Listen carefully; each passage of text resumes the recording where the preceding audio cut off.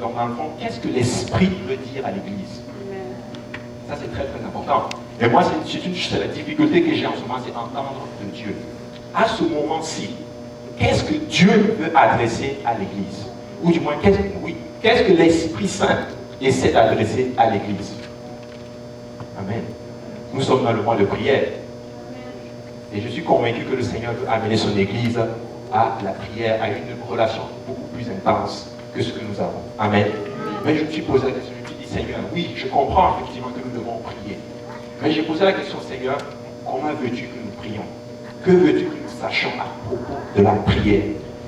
Et s'il y a un titre que je peux donner vraiment à cette leçon aujourd'hui, c'est un appel à la prière. Et nous allons essayer ensemble de décortiquer qu'est-ce que nous pouvons trouver autour de la prière. Qu'est-ce que nous avons besoin de connaître dans la prière? Quels sont les obstacles à la prière? Quelles sont les façons de prier? Comment nous pouvons toucher le cœur de Dieu? Amen. Et ce que je veux vous dire ici, c'est une leçon que vous avez déjà entendue pour ceux qui sont étudiants au Purpose. Et nous allons ensemble étudier la parole du Seigneur. Amen.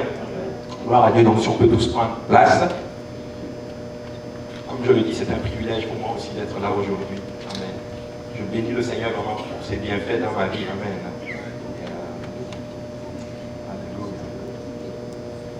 Gloire à Dieu. Donc la première question justement qu'on pourrait se poser, c'est pourquoi devons-nous prier? Pourquoi devons-nous prier?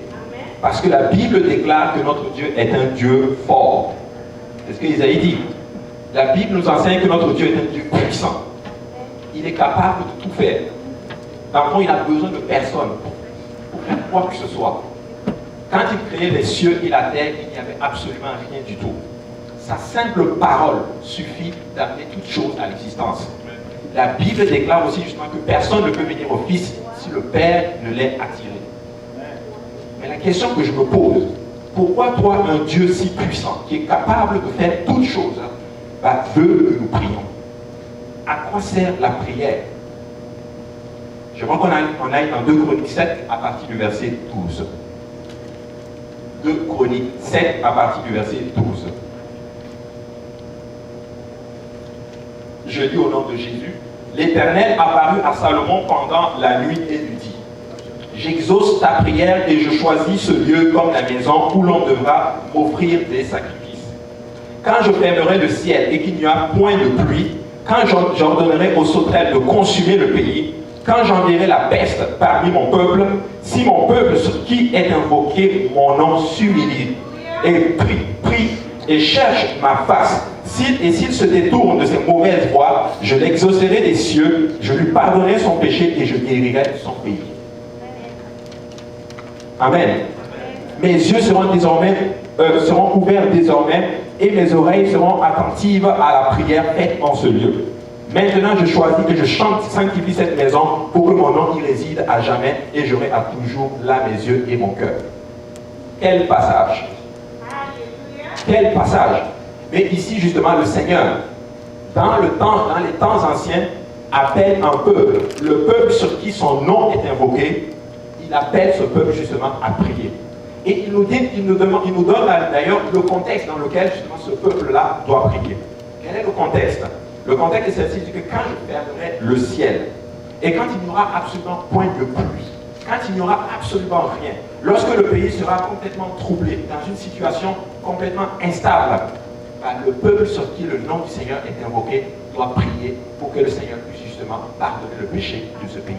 Ainsi, nous voyons là justement que le pardon des péchés est en fait lié à la prière qui est faite justement par le peuple qui porte le nom du Seigneur. Amen. C'est ce qui est écrit. Il dit, si mon peuple sur qui mon nom est invoqué s'humilie, prie et cherche ma face, et s'il se détourne de ses mauvaises voies, je l'exaucerai des cieux, je lui pardonnerai son péché. Nous avons appris justement que le pardon des péchés s'apprend. Nous l'obtenons dans les eaux de baptême, au nom de Jésus, pas au nom du Père, du Fils, Saint-Esprit, mais au nom de Jésus-Christ. Amen. Mais justement, dans 2 Chroniques 7,14, la Bible déclare que si le peuple sur qui le nom de l'Éternel est invoqué prie, alors nous allons obtenir, il guérira son péché. Ainsi, si nous voulons voir des âmes venir à Dieu, être baptisés au nom de Jésus, le peuple sur qui le nom de l'Éternel est invoqué devrait prier. Amen. Ça, c'est la deuxième chose. Ça, c'est la première chose. Le pardon des péchés à travers la prière. Amen. Ainsi, il dit ceci, je guérirai aussi son pays. Est-ce que nous voyons là justement que la guérison aussi va sortir aussi à travers la prière? Mais je me posais la question, mais de quelle guérison parles-tu, Seigneur? De quelle guérison justement d'un pays parles-tu? Nous sommes dans une société justement où il y a tous les vices possibles. L'homosexualité, l'arrogance, la méchanceté, toute forme de péché que vous pouvez imaginer, toute forme de maladie spirituelle que vous pouvez imaginer. Mais le Seigneur nous dit ceci, que lorsque le peuple sur qui mon nom est invoqué prie, et je guérirai aussi son pays. Amen. Je ne sais pas pour vous, mais moi je suis au Québec, je suis un Québécois. Amen. Mais je regarde justement cette société. Regardez cette société, comment elle est en train d'aller justement dans une situation complètement dépravée. Cette situation a complètement, ce pays a enlevé Dieu de sa société. Mais l'appel justement adresse justement le peuple sur qui justement le nom du Seigneur est invoqué. Ainsi nous devons prier l'Église de Dieu. Amen. Nous devons prier. Amen. Nous devons chercher la face du Seigneur. Amen. Nous devons chercher la face du Seigneur. Sans la prière, le pardon des péchés n'arrive pas ainsi que la guérison. Sans la prière, je vous dis, nous ne pourrons pas voir justement des âmes sauvées. Nous ne pourrons pas voir des gens justement, nos bien-aimés pour qui justement nous prions. Nous n'allons pas les voir venir si nous ne prions pas. Ainsi, il n'est pas seulement question de nous dans la balance, mais il est question justement de toutes ces âmes qui sont derrière chacun de nous. Ainsi, quand Dieu sauve quelqu'un, il y a justement une quantité d'âmes derrière nous, justement, que le Seigneur essaie d'atteindre à travers toi. Et ça va prendre justement ton intercession. Ça va prendre ta prière. Ainsi, la question se pose en 2015 aujourd'hui. En tant qu'individu, en tant que membre de l'église locale, en tant qu'église, ou du moins en tant qu'église mondiale, quel est le projet que nous sommes fixés? Parce que l'église a des projets. Et nous avons aussi personnellement des projets. Amen. Nous avons personnellement aussi des projets. Le pasteur Lionel en a parlé dimanche dans sa prédication, où nous sommes justement dans une situation où chacun a des résolutions. Peut-être que la résolution, peut-être c'est, je ne sais pas moi, c'est gagner plus d'âme. Peut-être que la résolution, c'est peut-être être beaucoup plus solide dans le Seigneur. Je ne sais pas quelle est votre résolution aujourd'hui. Mais laissez-moi vous dire qu'en 2015, nous sommes beaucoup plus proches de l'enlèvement qu'en 2014. Et c'est ça le but. Nous devons partir avec le plus d'âme possible. Amen. Matthieu 9, verset 35. Je lis Matthieu 9, verset 35. Il dit, Jésus parcourait toute la ville et les villages, enseignant dans les synagogues, prêchant la bonne nouvelle du royaume et guérissant toute maladie et toute infirmité. Voyant la foule, il fut ému de compassion pour elle parce qu'elle était languissante et abattue comme des brebis qui n'ont point de berger. Alors il dit à ses disciples, la moisson est grande mais il y a peu d'ouvriers. Priez donc le maître de la maison d'envoyer des ouvriers dans sa maison. Voilà une requête que le Seigneur donne. Il voit justement un peu, la Bible dit qu'il a été ému de compassion. Et je vais en développer plus tard justement dans l'enseignement. La Bible dit que lorsque nous prions, quand nous prions, nous devenons un avec Jésus-Christ. Comment était notre Seigneur? Il avait de la compassion pour les âmes. Si tu ne pries pas, tu ne peux pas avoir le fardeau pour une âme. Tu ne peux pas avoir de la compassion pour une âme. La Bible déclare qu'il était ému de compassion lorsqu'il a vu la foule. Et cette foule était comme abattue, comme des brebis qui n'ont point de berger. Amen. Il dit, priez donc le maître de la maison d'envoyer des ouvriers dans sa maison. Nous sommes justement à cette ère. Et il y a plusieurs saisons spirituelles qu'on peut le voir. Amen. Physiquement, il y a des saisons. Il y a l'hiver, il y a l'automne, etc. Mais spirituellement, il y a aussi des saisons. Laissez-moi vous dire que nous sommes dans la saison de la moisson. Et ça va prendre des ouvriers. Qu'est-ce que ça demande comme ouvrier? Ça va prendre des ouvriers qui ont le fardeau, qui sont prêts à se surpasser pour gagner une seule âme à Dieu. Laissez-moi vous dire que j'ai vu des frères dans cette église aller jusqu'à Trois-Rivières chercher une âme pour l'amener au Seigneur, pour l'amener dans l'église. La question se pose aujourd'hui, qu'est-ce qu'on est prêt à faire pour gagner une âme? Qu'est-ce que tu es prêt? Est-ce que tu es prêt à te surpasser pour gagner une âme? Nous n'allons pas voir le réveil sans sacrifice. Amen. Nous devons prier. Nous devons prier. Ainsi, la clé du désir est que nous devons avoir un but dans tout ce que nous faisons. La question se pose, quel est notre but aujourd'hui? Quel est ton but en tant que membre de l'Église? Ou du moins en tant que fils de Dieu? Collectivement, en tant qu'Église, quel est notre but? Et je bénis le Seigneur pour la vision justement de cette église. Il faut que nous ayons une vision. C'est atteindre les âmes. Et je sais que cette église a cette vision-là justement. Maintenant, pour atteindre cette vision, il faut que collectivement, ensemble, nous ayons la même vision, unis d'un commun accord pour ce but-là. Amen. Si vous prenez la Bible, 520 écritures parlent de la prière. Ainsi, je dirais même que plutôt enseigner au sujet de la prière, c'est même semblable à enseigner et prêcher même sur l'amour de Dieu. Amen. Donc la prière, je dirais que c'est l'acte par lequel nous nous adressons à Dieu. En hébreu, il s'agit d'intercéder, implorer et supplier. Amen. Implorer et supplier. C'est aller dans la présence de Dieu et toucher le trône de Dieu.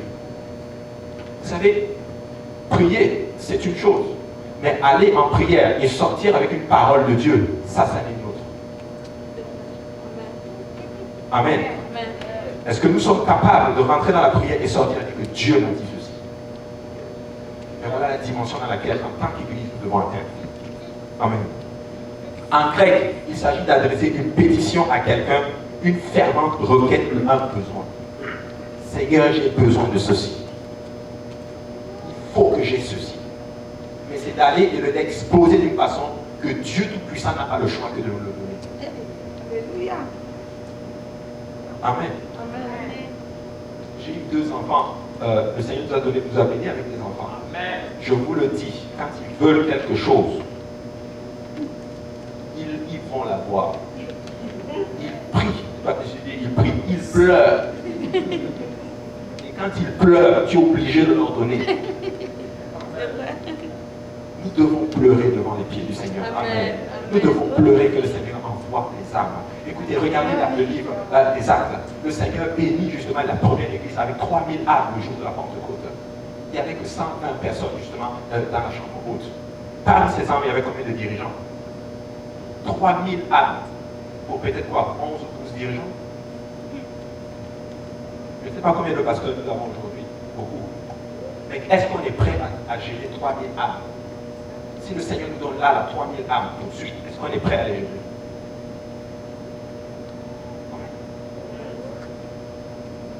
Il dit, on peut définir donc la prière comme une communication, mais cependant, je communique souvent avec mon voisin. Mais sans profondeur. Je communique avec le boulanger, par exemple. Je communique avec mon collègue au travail. Mais je n'ai aucune intimité avec cette lui. On communique juste. Ainsi, la prière, ce n'est pas seulement une simple communication. Seigneur, merci, tu es gentil. Non, c'est une intimité avec Dieu. Entrer dans la présence du Seigneur et toucher le Seigneur et sentir que Dieu te connaît. Ainsi, on peut en tant que chrétien définir la prière comme étant une relation intime avec Dieu. C'est une communion intime avec le Seigneur. Il y a une parole qui déclare justement quand ce jour-là, c'est-à-dire on n'avons pas fait des miracles en ton nom. Il leur dira, je ne vous ai jamais connu. Amen. Amen. Donc, on peut dire que celui qui ne prie pas ne connaît pas Dieu. Amen. Celui qui ne prie pas ne peut pas prétendre connaître Dieu. Et le pasteur en a parlé dimanche. Je connais Stephen Harper. Mais est-ce que Stephen Harper me connaît? Ainsi, tu peux connaître Dieu d'une façon théologique. Tu peux connaître Dieu, tu peux lire des bouquins concernant Dieu. Tu peux même lire la Bible, tu peux connaître toutes les doctrines. Et ça, c'est la doctrine de l'unicité, le salut. Toute forme de doctrine qu'il y a dans la parole du Seigneur, toutes les théories, les façons de... Tu peux les connaître. Mais si tu ne pries pas, tu ne connais pas Dieu. Amen.